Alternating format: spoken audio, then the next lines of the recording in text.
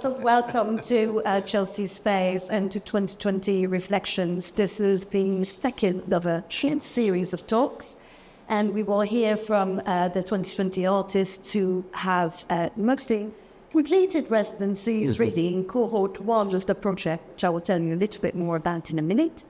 And these people who have just done fantastic work over 15 months now have exhibitions on or upcoming. So by all means do see the work if you can. It might require you getting out of London. It is a possible thing. It is done when trains actually collaborate. So it's part of a collaboration with Chelsea Spence and the Decolonising Arts Institute. And we'll get on straight to 2020 because it's a lovely, rich and naughty project.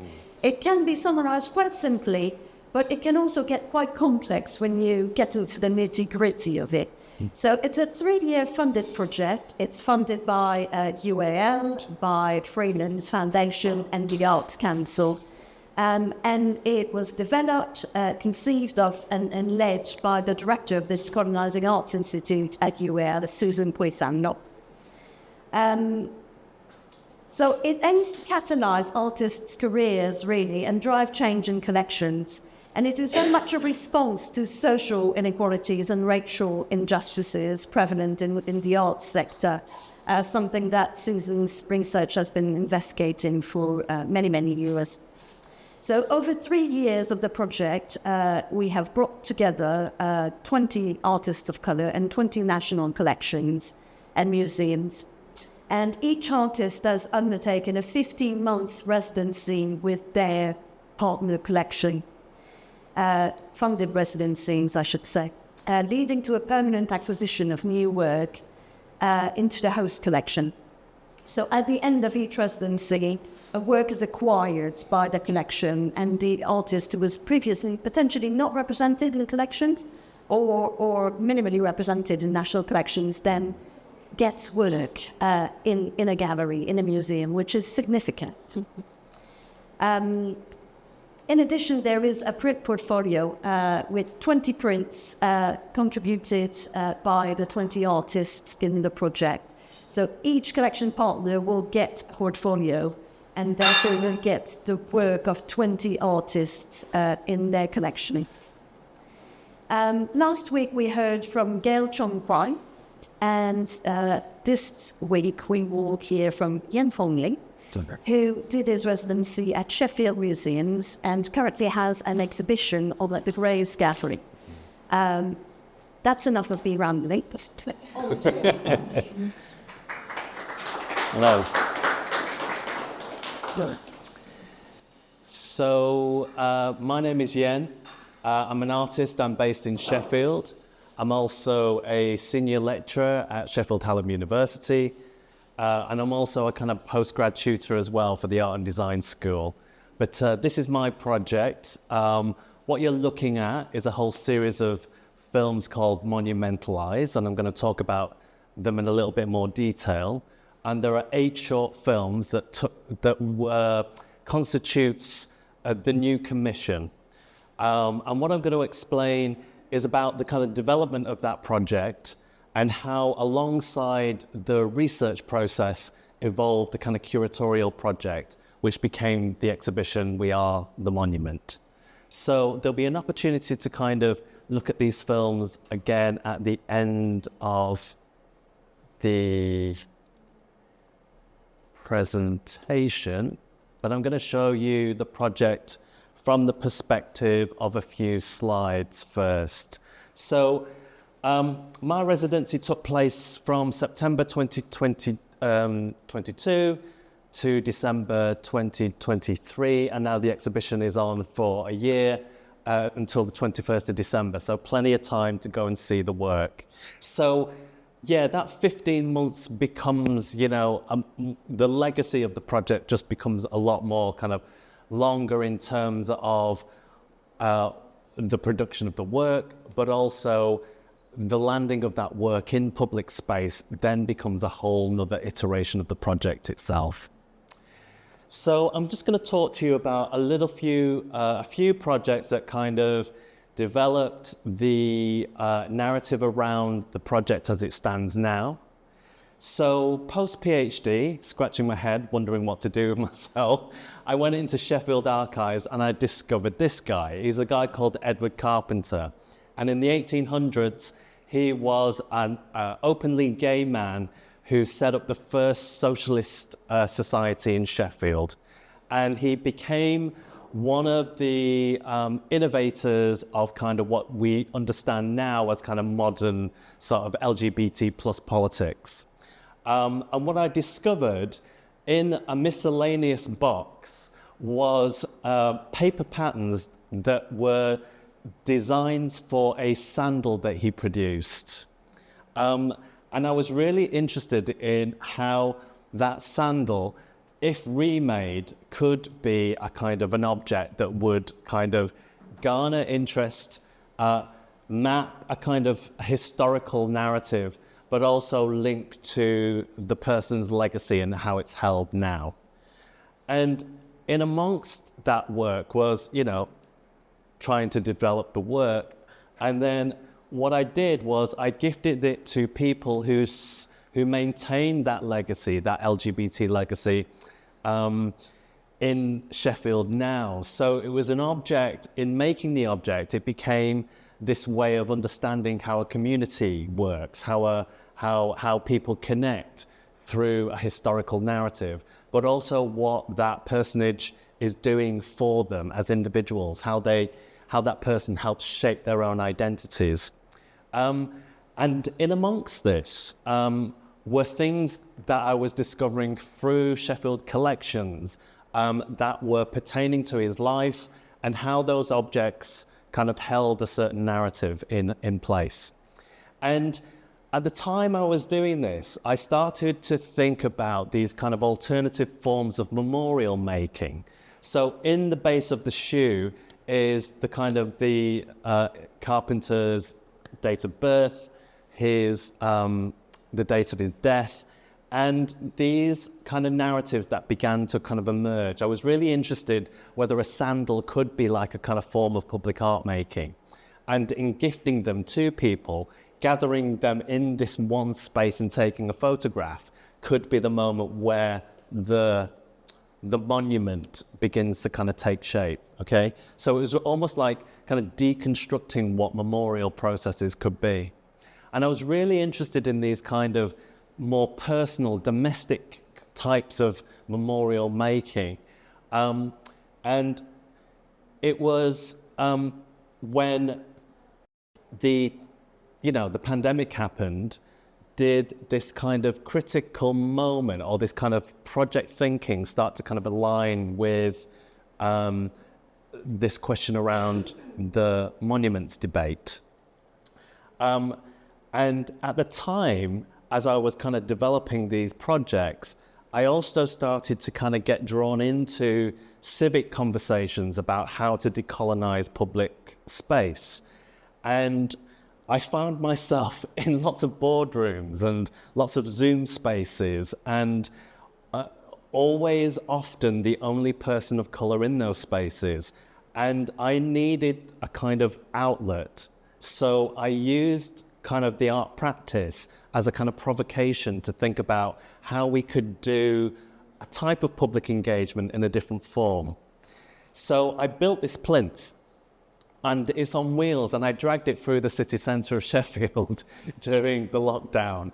And I was just kind of pulling it around and asking people, what do you think of the public debate around monuments? Should we take them down? What do you want to see in its place, etc.? So it was a kind of provocation on one sense, part performance, part public engagement, and it was really kind of drawing out these kind of complex narratives.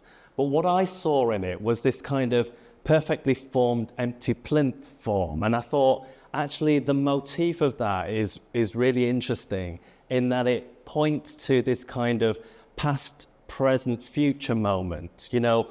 What has happened in the past? What is its present moment without anything on it?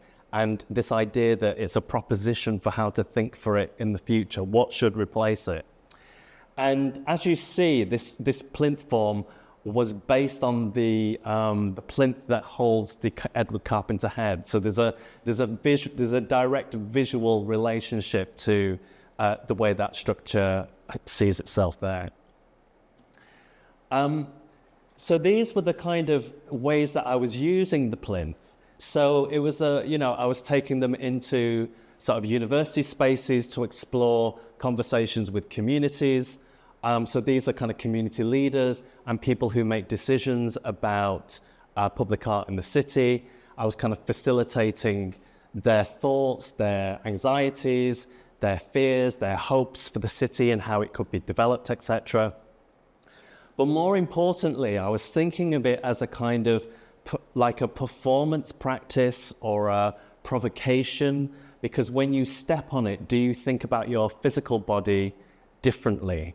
And what is it to kind of place a body up on a plinth really changed people's ideas, people's kind of experiencing kind of vulnerabilities by standing up on a plinth, for instance. Not an assertion of power or authority over others, but this kind of real complexity. So understanding that from an embodied perspective changed the thought of what we could do about what a monument stands for, but what it could be potentially as well.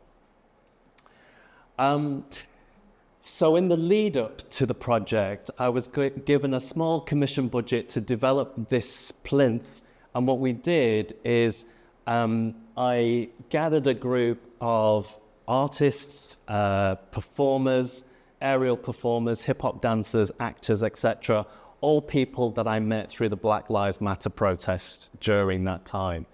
And as a band of kind of performers, we pulled the plinth around and started just making these kind of impromptu shapes in the middle of the city, specifically street names that were linked to kind of colonial narratives, okay? So Sheffield is one of those rare places where there's not too many public statues to kind of false idols, but it's all embedded in the naming of the streets. So there was a complexity to that. And we really discovered quite complex things, because when you think about empire, the violence, the history, etc., the naming of those places really feel quite violent on paper.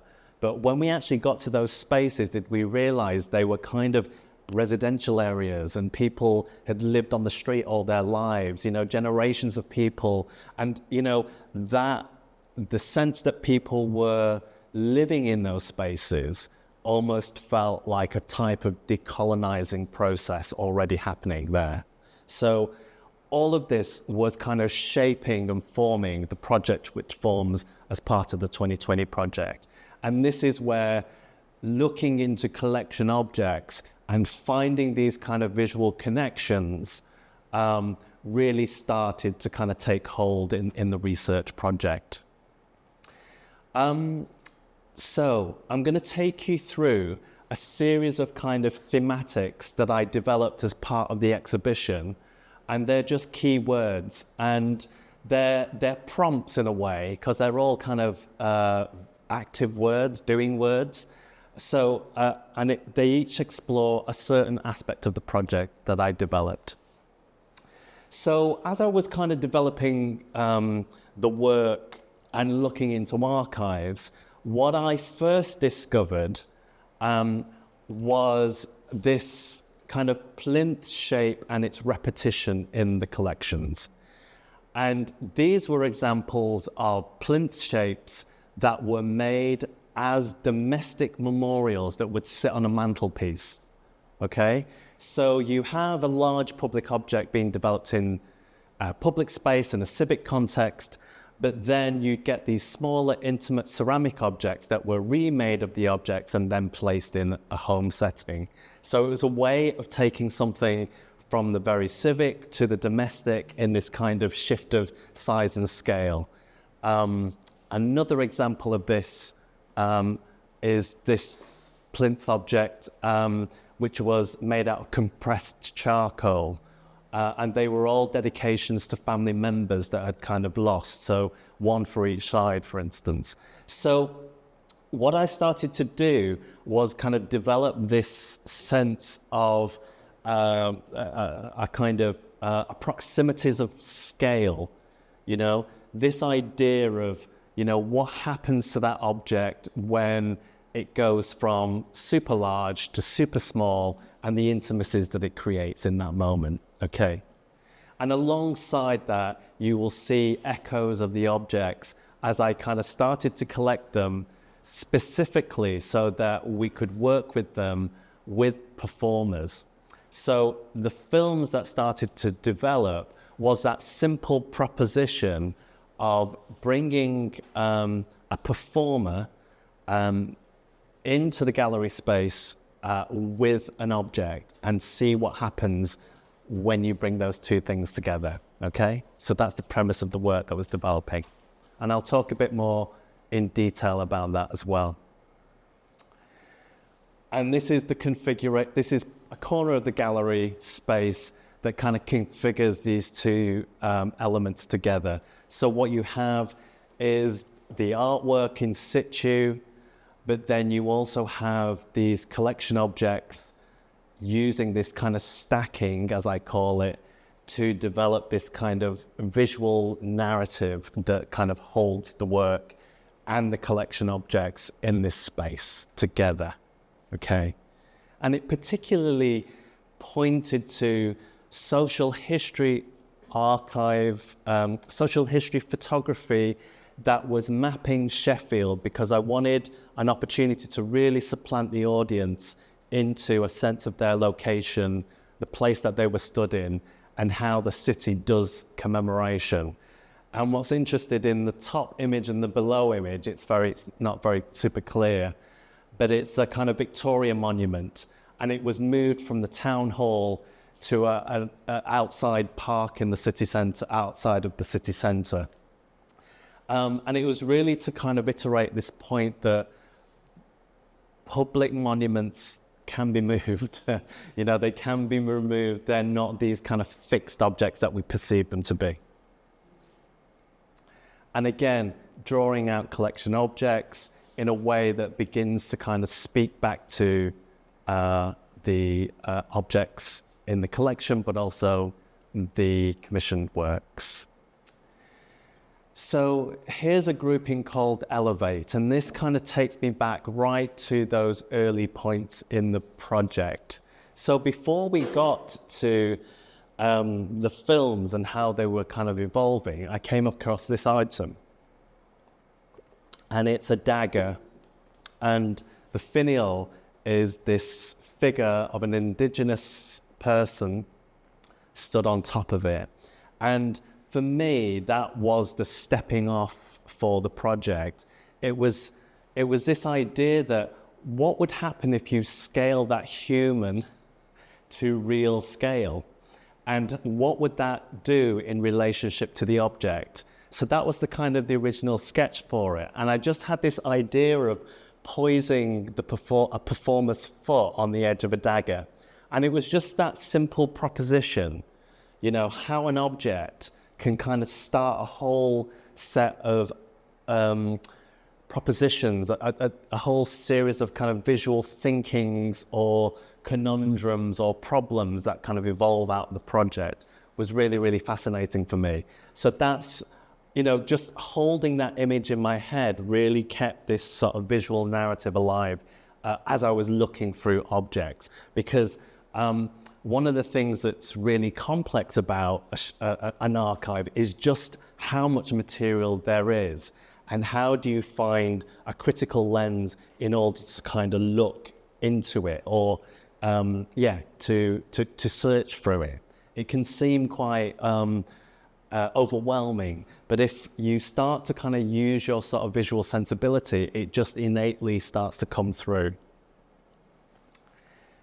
So here's me in the stores, just sizing the object up with this idea that actually what would it be like to kind of work with as a sort of proposition for a performer, and how they might kind of interact with the object.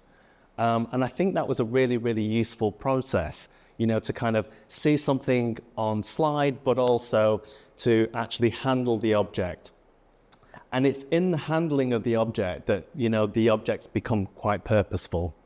So if you think about it, when an object gets acquisitioned into the collection, suddenly all of its function disappears. And then there is this kind of interesting tension in terms of how it's then represented. And there's where the complexity is. And I was trying to use this kind of performance strategy, this idea of bringing a performer with the object, to really try and undo that kind of that process in some way. Again, another kind of strategic decolonizing of a kind of a museum protocol. What was interesting around this time as I was doing the project, there was this piece of work that was being done in the University of Sheffield that was directly linking Sheffield to a history of slave trade. And because at that point, there was this idea that Sheffield was, you know, didn't have any involvement in it.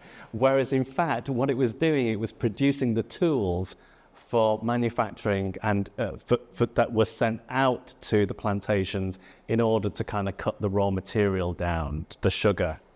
But what it was also making was the machinery that then manufactured and processed it when it came into the country. So they were at that beginning cycle and the end cycle of that process, and Sheffield was making them the tools for that. And the site that we found ourselves was actually part of the Sheffield Museums Trust, and this is a place called Abbeydale Industrial Hamlet. So it's a partially working industrial hamlet where these tools would have been made. And there's some interesting problematics around the object because it was not very clearly categorized, for instance. So it's listed as a Bowie knife rather than a plantation knife. There's not much known about the object. There was a second object. I think this one is just ever so slightly different. They're talking about it as a kind of simulation of a plantation knife, but actually there were just lots of different versions that were made. And I think what was fascinating about working with the objects and also getting the performers working with them is that they had their innate histories with those objects as well. So one of the performers, Darwin, was just talking about this this plantation knife that was just part of his family's toolbox, and they would occasionally get it out to weed the plants with. You know what I mean? So there were these really interesting sort of personal narratives that take an object and really kind of adds a sort of another dimension to it. And that was becoming an essential part of the project, how the performers, how we spoke through those objects. And this is how they're displayed in the gallery space. So again, on point, so you can see the tension that's created around them. And then there are these kind of echoes of feet and, you know, the plinth stood on the object, etc. All of these small details, but really super considered.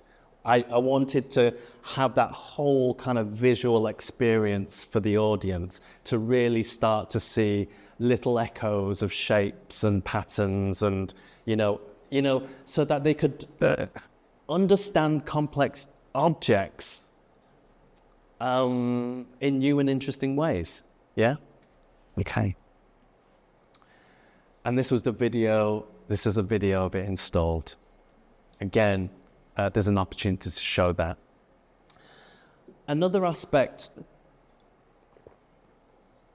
of the plinth form, as I was finding it in the collections, was its relationship to kind of the built environment, the architectural designs of buildings, and how the plinth in its classical form was an extension of the language of that architectural grammar, that classical grammar. So I happened upon a candlestick which echoed that that kind of classical Greek sort of and Roman language echoed through the object, and we paired it with a performer who was a hip-hop dancer, who was also a martial artist, a trained fire performer. Okay, so you tell a museum curator that I want to bring in a fire performer to work with the objects. What did you think they told me? Well, definitely you cannot do this. So what we had is this really kind of interesting conversation about how that project developed as a kind of film. This is it in situ, looking at kind of objects that sort of echo that proximity of size and scale, etc. You know, architectural cues that were sort of in the collection, etc. Again, going back to the film. So the performer enters into the space. So we're in a museum space called the Kelham Island Industrial Museum, and like an object, it itself as a museum space has become refunctioned, repurposed, because it no longer is a building that manufactures steel anymore. So there is a silencing, there is a quietening of that building's purpose. So we went with this idea of actually the fire performer's tool that he uses to kind of light the fire, etc., and having it without the flame, and it developed this kind of poignancy. So what we were doing is we were always trying to find a kind of critical space for what we could do, but what we were working with the parameters of what we couldn't do, and that made this really, really interesting tension. Okay. And then these statements started to happen. So it says the risk to the curator when the fire performer, also a trained martial artist and breakdancer, punches and kicks around them. Okay. So now I did these statements after the event. So they're post risk assessment statements. And why I did that was because in this kind of improvisational space of just getting performers and the curators and the objects together, there was this kind of innate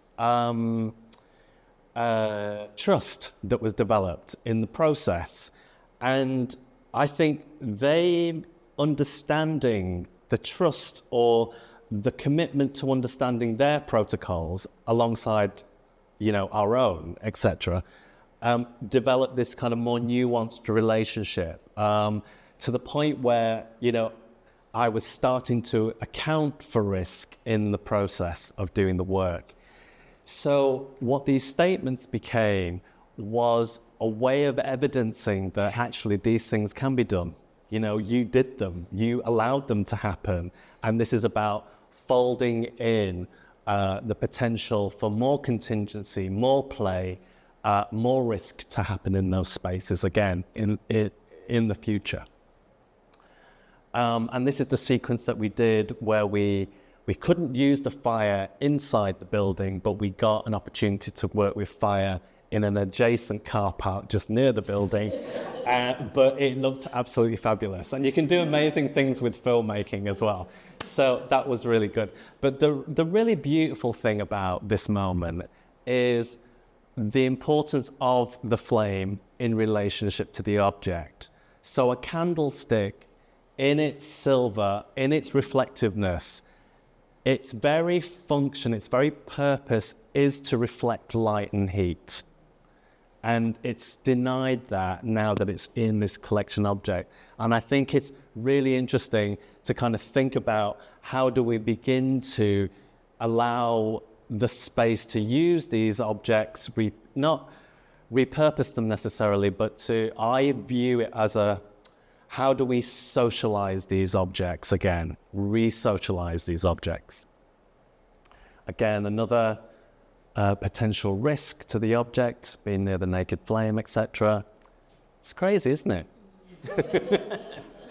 So this idea of socialize, really, really important, because this is the point in which my project is kind of segueing with the kind of museum sensibility.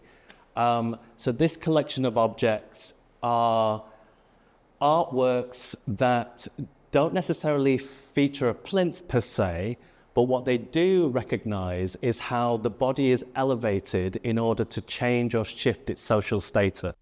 Whether it's a throne that sits on, it's like a carrying structure for someone important dignitary, you know, it's a kind of a stool that is knelt before in a church, or a step to step on before a court of law, etc. These types of kind of socializing modes. So, you know, how the body is elevated in order to kind of shift its role and position. And again, really interested in the way in which that kind of narrative explores different kind of bodies, sort of, you know, anyone from a prince to a kind of, you know, a little working class lad in a street, for instance, all of these kind of variables that kind of come through in bringing those objects together.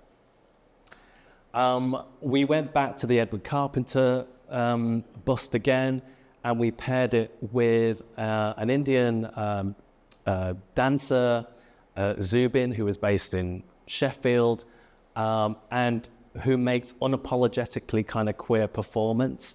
And it was really an opportunity to kind of take that object and begin to kind of inflect a sort of sexuality in it, you know? So Zubin ends up kind of, you know, whispering sweet nothings into the bust's head, etc. It's absolutely fantastic. It's a brilliant 7 minutes. And, but really, you know, it's something to do with how the performer is really sort of drawing out the kind of the history, you know, because there's a certain kind of fixity about that object, you know, the way it looks so stern and beautifully cast and bronzed, and, you know, there's a kind of dignity about that face. But, you know, but so much of his character and personality is erased from that process as well.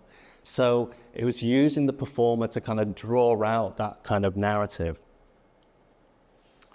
Another aspect of looking in this kind of collections was the opportunity to kind of go across collections, from the visual art collection to the social history collection, and this one being the world collections, the kind of the most problematic collections of the Sheffield Museums.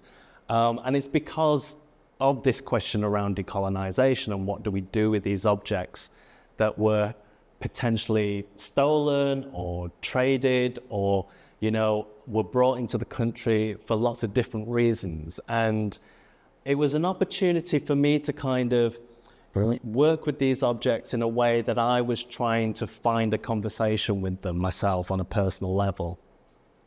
But when I had this kind of looking around the plinth or the kind of elevated form, what I discovered here was really, really fascinating. So in a kind of, in a sort of classical tradition, to signify the importance of someone is that they elevate them on the plinth that is like the extension of the building, okay? You are a part of the man-made.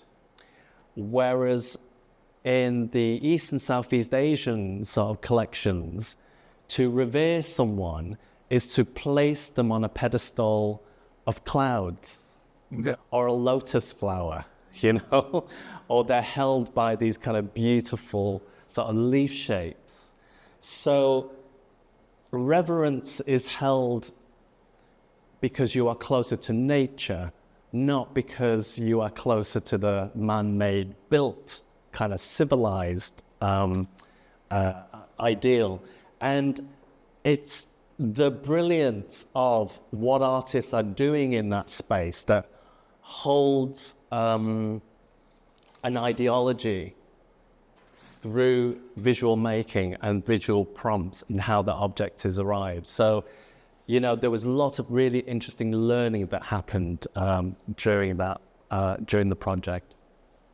The objects in the background are African headrests as well, and we did the film, which is on the side there, where we paired those with performers in Western Park Museum.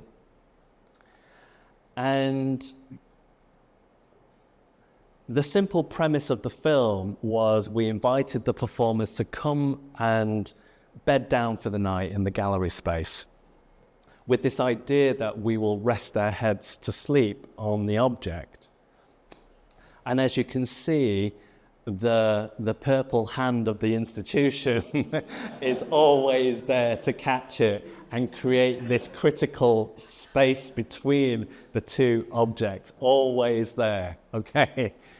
But what you get in the care of the object is this kind of simultaneous care for the performers and how they related to each other as a group. And they were in this process of kind of laying each other down to the point where they could lay the performer down enough to make a relationship, but to never touch. And that was really kind of quite a complex process. But in the filmmaking process and just being there to kind of capture those sort of tensities, you get these really beautiful moments where they almost look like kind of history paintings and those kind of gestures, or something looks kind of ritualized, etc., etc. So, you know, you're always looking for these kind of echoes of meaning that start to resonate by simply setting out a proposition and trying to do the thing, but never quite achieving it. But something else happens, which is much more important in my view. So challenge, how are we doing for time? Are we doing okay? So this is a really, really important sort of grouping of works. These are plinth shapes that I considered the ways in which artists were challenging the canon of historical precedents set before them. So you have Christo, who's covering a Michelangelo sculpture in Italy. You have a David Hockney, who's kind of facing off a young Pablo Picasso, etc. Angelica Kaufman, and there's a revival of her works, shows she was an artist. She set up the Royal Academy, but she was never made an academician because she was a woman.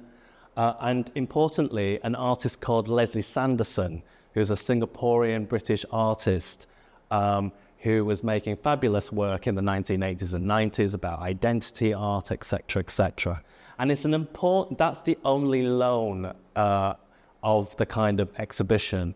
And it was so important to include this piece of work because as a kind of East and Southeast Asian sensibility, what I wanted to do was build in these kind of strategies to respect my elders, to kind of identify someone who had influenced me and show them as part of the work, and, you know, really acknowledge that their significance in this project is really significant for me, as I'm simultaneously elevating performers who are kind of precarious workers ultimately, and putting them into these films, working with them and elevating their sort of voices and their profiles as part of the project. So this kind of simultaneous kind of uplifting of each other, which was really important part of the project. And, you know, it was post-COVID, it was, you know, all of this stuff going on, and we really wanted to kind of celebrate the joy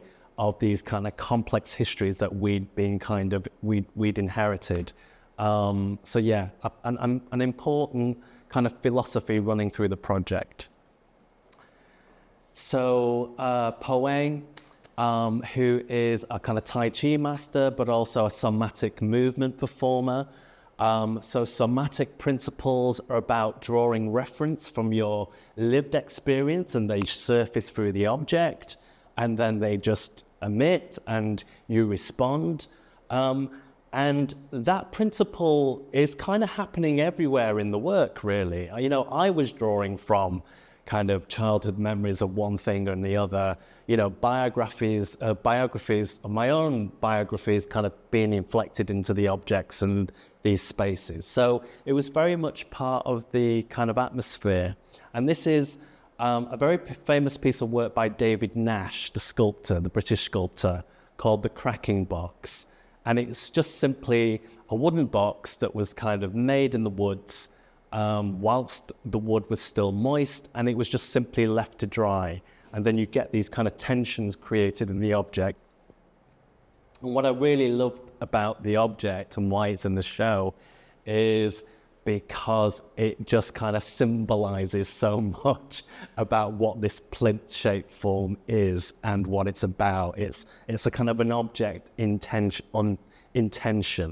And I loved that as a kind of metaphor for the project. As you get these kind of beautifully formed plinths kind of arranged around it. It's quite interesting. So again, yeah, and this was an interesting challenge as well, because they in Sheffield collections there's a whole load of work of British abstraction, and it was trying to kind of work with the kind of the formal object in a way the performers kind of added this kind of figuration next to this kind of formal shape. And it was the tension that was being built around that relationship that I thought was really interesting. So, yeah, I'd love to put more performers in abstract gallery spaces if I could. And just kind of amazing and beguiling performances, So Sim, they was someone who I connected through the kind of queer community in Sheffield, was a regular performer at a club night called Andrew and Eve. And then just getting the people that you want in those spaces doing stuff. And it was, it was really a kind of passion project, just to really sort of shake up those gallery spaces and do things that you wouldn't normally associate with those spaces, and how important it was to do that. And the final grouping is just about the role of kind of performance and perform. So everybody asked me, so how does this relate to the project?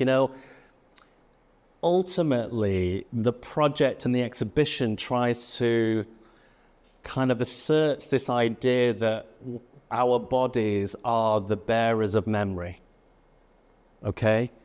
And yet we're kind of pushed out of the conversation when it comes to public artwork. We're meant to kind of put meaning on the object rather than look to ourselves and each other for that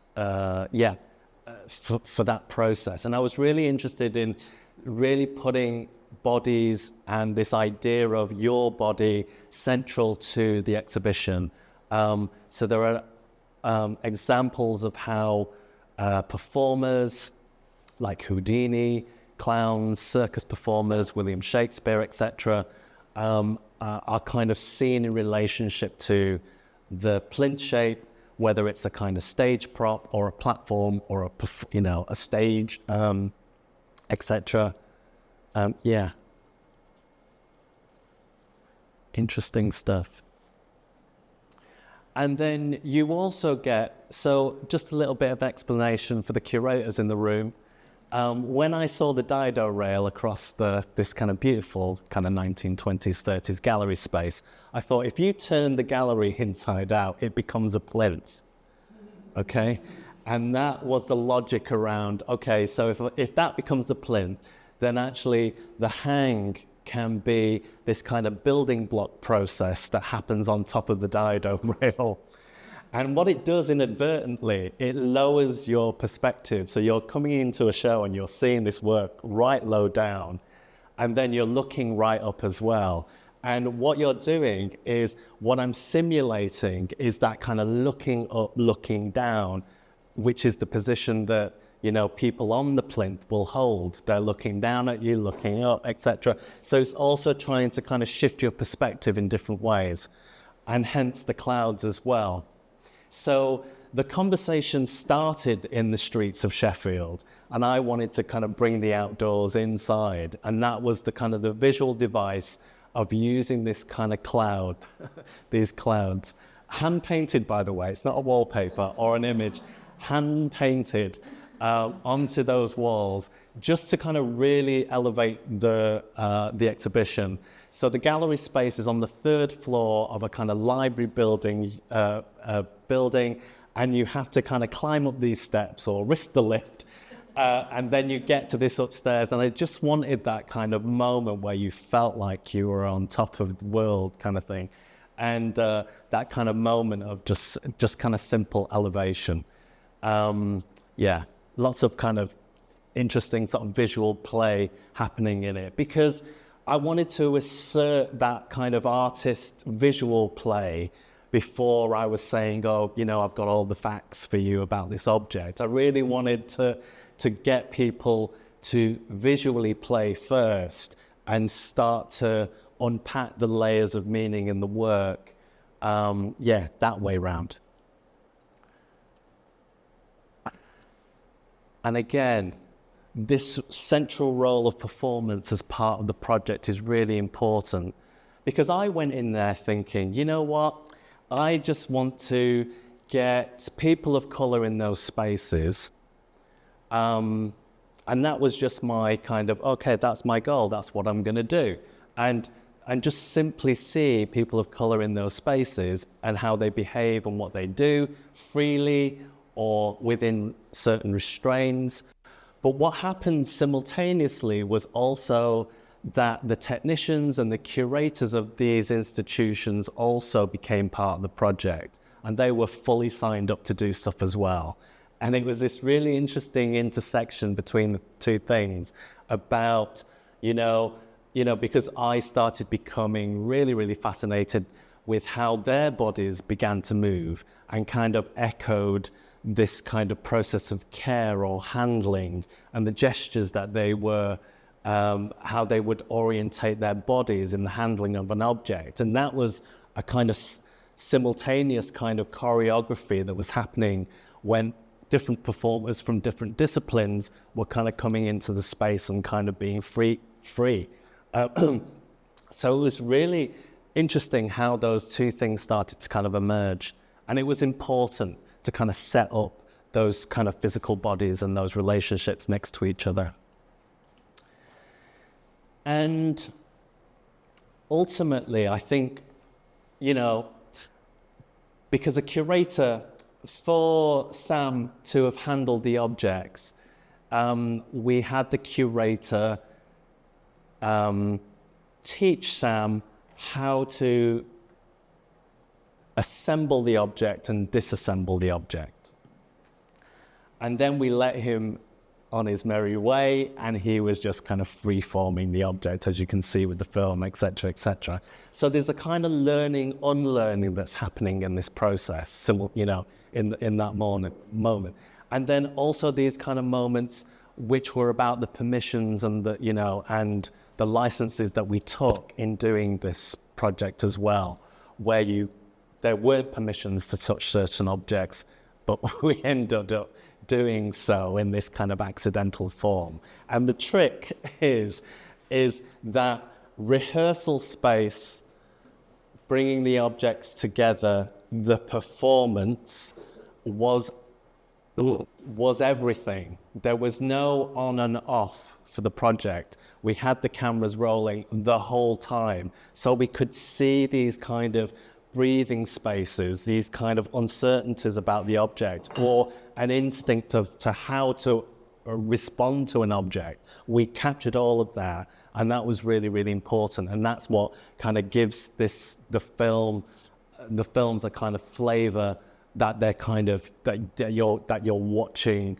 a process really live as the performers are kind of thinking through the process.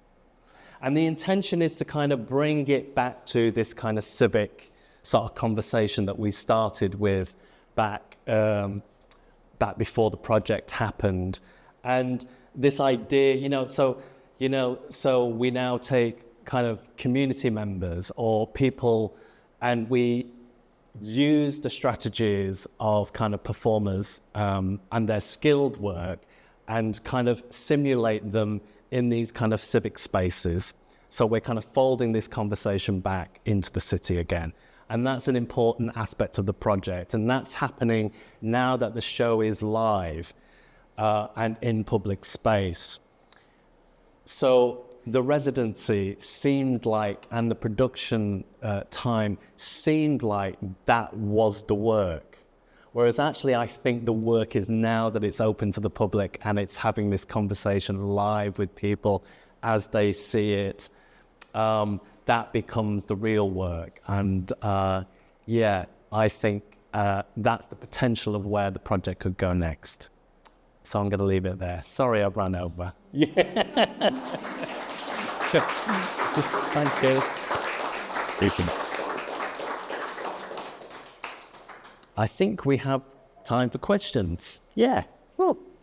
I hate these ridiculous, but I want to be very cheeky about person who asks 2 questions. I really the first thing is really short. You mentioned about the samples that they got first. Yeah. And I wondered whether a bit like the new arose they ever went into mass production, whether that. Yeah. They never went into mass production, but they were handmade by Edward Carpenter and an artist friend who worked alongside him. So he had a working farm in Sheffield, and he went green before everybody went green, if you see what I mean. So he was recycling, reusing local materials, growing his own, you know, trying to develop this kind of safe, self-sustained kind of sensibility.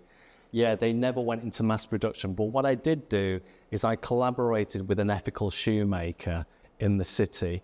And because I'm not a shoemaker, I started this project by getting postcards of Edward Carpenter and then shoving them into my shoes and like wearing my foot. So the postcard wore out, but simultaneously my foot shape was emerging. So I'll show you the slide, but it's an interesting kind of metaphor for how we do history, you know, this kind of idea of scrutiny. But yeah, they were never mass produced, but they were the original prototype of that kind of socks and, if you know someone who wears socks and sandals, Carpenter was the prototype for that kind of critical thinking.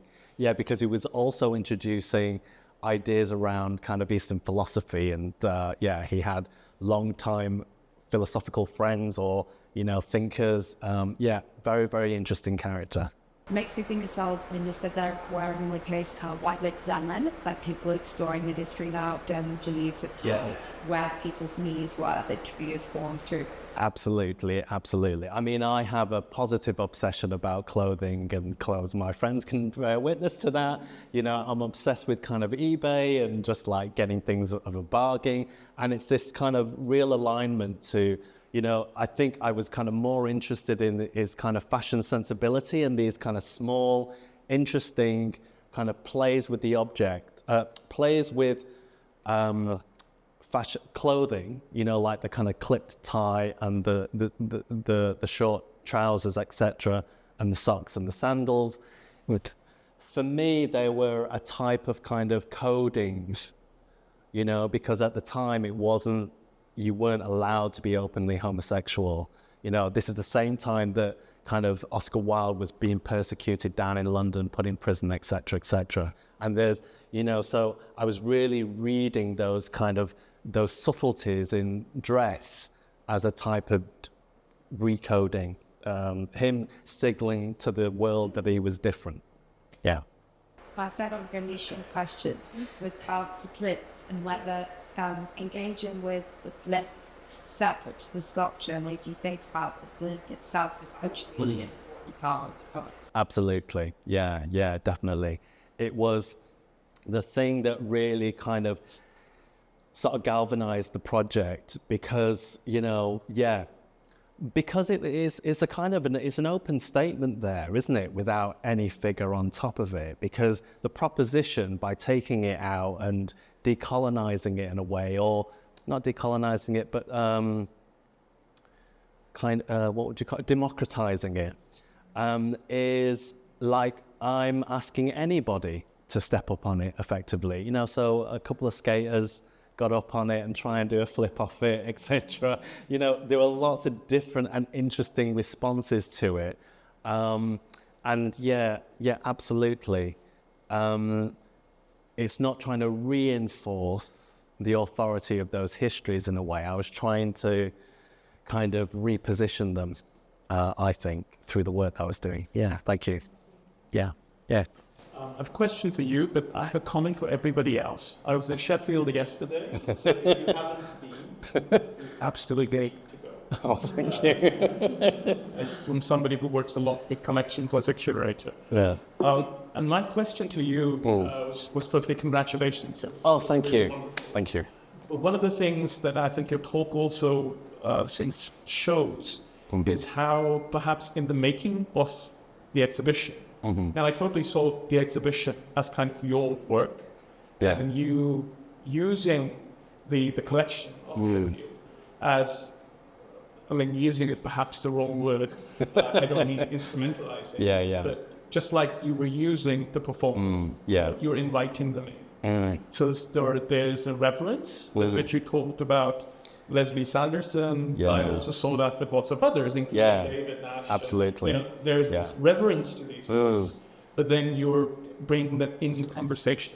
And I wonder, maybe if it's too early to ask this question, but how is this going to change your practice? Because I imagine this is not your usual. This is not the standard thing that you do. Sorry, I don't know your work before. No, but how often do you get an open door to a kind of collection and say, here, go and play?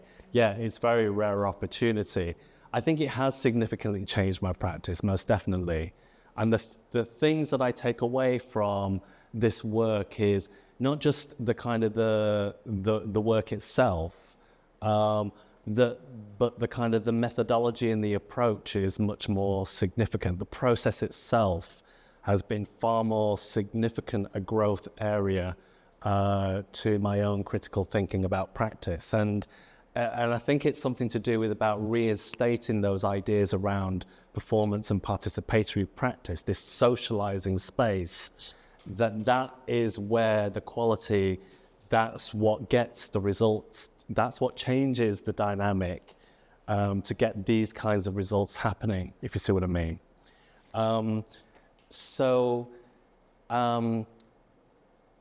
What I loved about the process was the slow work, the slow, detailed work of curatorial practice. I loved the way that the work was kind of slowing down to the point where I could kind of make decisions in different ways, and I didn't need to kind of make a snap decision, but I could kind of make a much more considered decision in the making of something. That was really, really useful. And yeah, is the practice a juncture? Could I be making more curatorial projects? Could I be making more art projects? Yeah, who knows? Absolutely. I mean, a museum has approached me about possibly doing the same kind of thing with their collections, and I wouldn't do exactly the same thing, but there's a methodology to explore there. But then there's also this idea of a potential public artwork that could come out of this project as well. So, that has got me really sort of scratching my head, because I did these projects with never the intention to make a public artwork. It's all the research. I love the research in preparation for these things to land, not necessarily the final outcome. So yeah, it's in a way, it's reinforced the need for those interpersonal skills to find its way into curatorial practice and those institutional spaces. Because what I was really seeing were museum staff and curators just kind of up against it, with all of these objects that they'd kind of inherited, and they had a responsibility for them, and how they were being placed in public space. It was really quite daunting, just to get it right, or to do it justice, or I really felt the responsibility from them, and I really wanted to find that synergy with them, so that they could really build a sense of trust almost to, give me license to kind of do the things that they probably couldn't. And there's an interesting conversation to have, really. So I would like to see more contemporary artists work in these spaces and really kind of unpack what's happening in museum spaces. Yeah, that answers your question. Hey, yeah. Eli, yeah. I've got two questions. Yeah. One would spark from what you were saying. My first question, I was really surprised to hear that you documented, filmed the whole process 15 once. So I was, for me, as a practicing artist, how on earth did you do that? Yeah. Because like when you think about filming, it's all quite set up and stuff. So that's my first question, how you navigate it. Okay, yeah. And the second question is the museum collects the then plinth. So in a way. Oh, right, okay. Yeah. Sheffield will be collecting from. Oh, interesting. Okay. Well, we didn't film absolutely everything, but so the logistics of bringing performers, curators, objects into these spaces with filmmakers and myself, all in the one moment, was logistically very difficult in itself. But those were the moments when we were in space, that's when the camera was always rolling. So it's documentation of that, so I kind of view my practice as kind of setting up the circumstances for things, the circumstances by which things might happen. And then the camera is always on.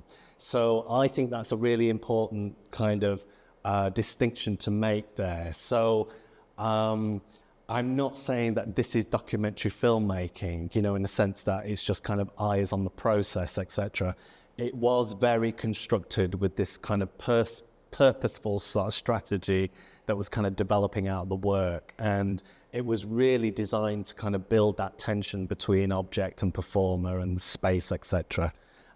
So yeah, that's the really important thing. So in a way that makes a sort of a different kind of space in itself by putting the cameras on in it. So it's a different leg on of what you're wearing. Absolutely, because the minute you point a camera onto a group of people, they begin to kind of behave differently, so it's that Hawthorne effect.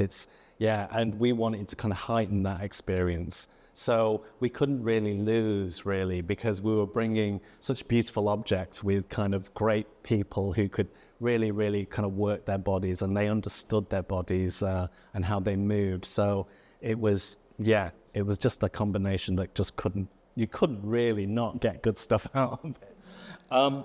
From the point of view about what gets acquisition, this is a really interesting question now, because I kind of viewed my practice originally as a kind of social practitioner. So, for instance, the sandals, were being considered to be acquired, and I kind of said to the museum, so if you acquire this set of sandals that I've made, would you allow them to go out every year to be worn by someone and then come back into the gallery space? And they just said no.